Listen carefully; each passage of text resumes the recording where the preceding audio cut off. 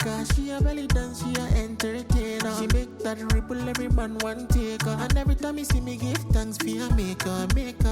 Bad girl pay Satan, she got a rocket engine in a full container. She a got no time for the hater. She a professional, she herself be a teacher. She make me one single, just like Shitty on a single. You better be single, so know that you know what the thing go. Come here, let's mingle. Right in for them people. Give it to you straight and simple. Oh Lord, look at that deep wall like a line. Not that dimple drive me high. That kind thing we mesmerize. If you know be you, not nobody will like the line. Not that dimple I define. Not that dimple drive me high. If you know be you, not nobody will like the line.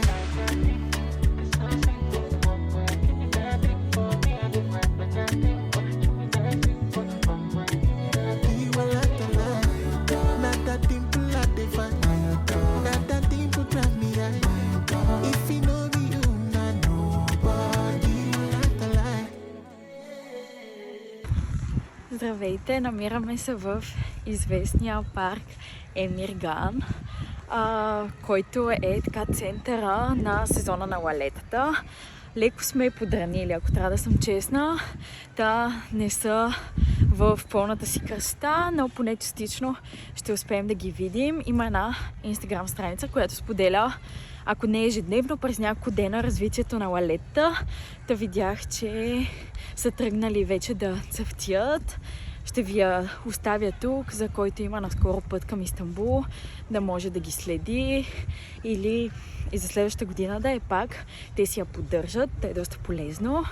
Вчера не съм се включвала, защото нямаше кой знае какво е интересно да ви показвам. Направих ви едно кратко резюме, което вече видяхте от деня ни. Имаше протести, като вчера бяха под тиха форма и от лявата страна, тези, които са против правителството, бяха решили, че въобще няма да консумират абсолютно нищо през целия ден, нито от заведения, нито от супермаркети. Голяма част от тях бяха и затворени. Та беше малко по-пасивен ден. Днес също имахме slow morning. Направихме си закуска вкъщи. Сега ще ви оставя тук. И така, сега сме на път да видим лалетата. Както знаете, Истанбул е така града, в който април, май, по-скоро април до началото на май, така има сезон на лалетата и в повечето централни паркове насаждат, правят цели картини, извинявайте, с тях. Та сега ще ви ги покажа.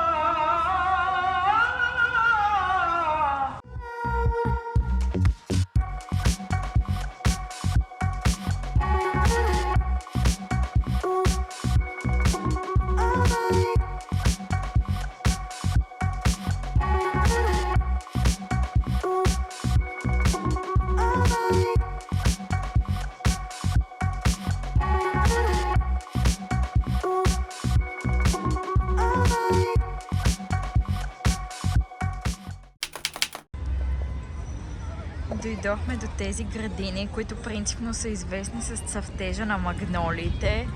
Уви, мисля, че малко сме закъснели.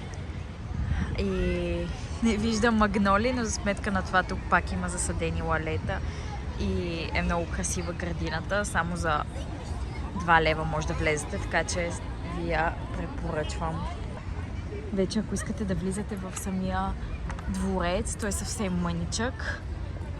Хода е повече, както винаги за чужденци цената е по-висока отколкото за местни. Тук това е правило за всяка една забележителност, така че да не се очудвате. Не съм влизала вътре, така че не мога да дам мнение, но е доста по-малко от всичките им други известни дворци, така че може да го пропуснете и само да разгледате градините и да пиете едно кафе. Ето там.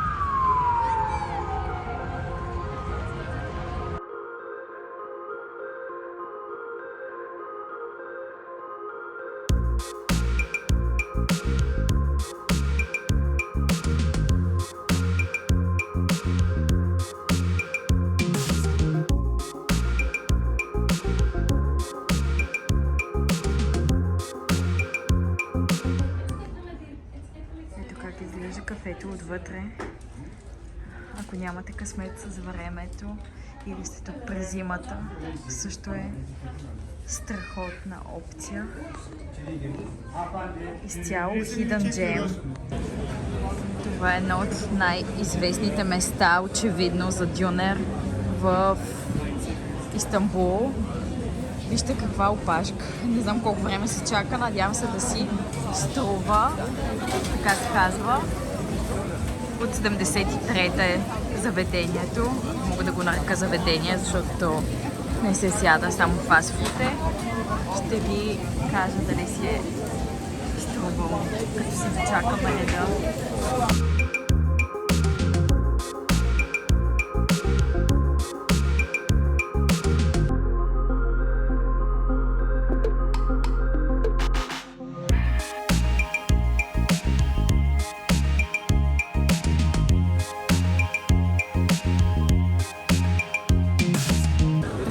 Обратна връзка не си заслужава хайпа, поне по мое лично мнение. Плюс това не е дюнерите, които ние сме свикнали да ядем в София, които са в лаваш. Тук е по-скоро в хляб, няма сос, няма толкова зеленчуци. Представете си хляб, напълнен с месо, един томат, малко чушка и това е. Не знам, аз не мога да го оценя, може би някой друг би го оценил. Ако сте в района и ви се чака половин час на опашка, пробвайте го, но по моя вкус не беше нищо особено.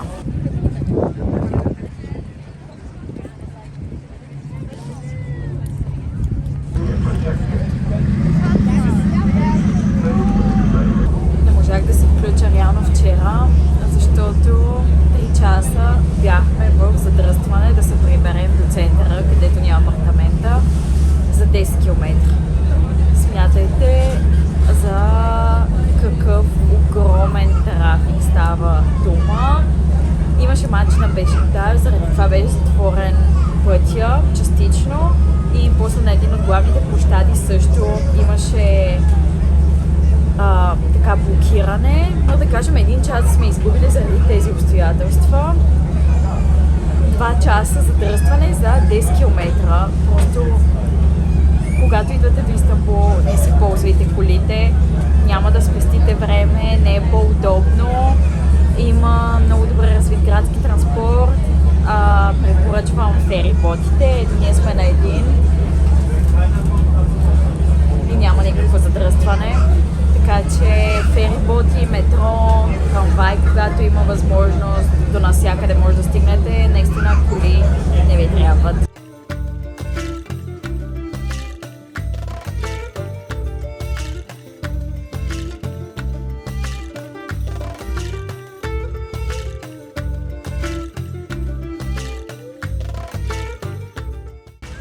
Ето това е още един от известните паркове, в които слагат лалета.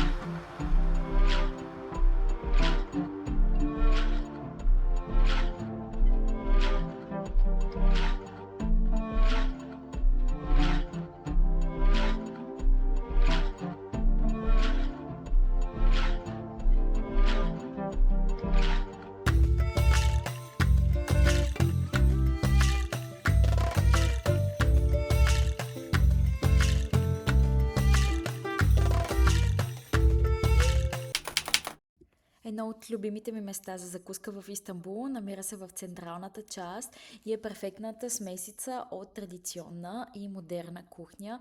Задължително ви препоръчвам да пробвате домашните им печива. Amazing.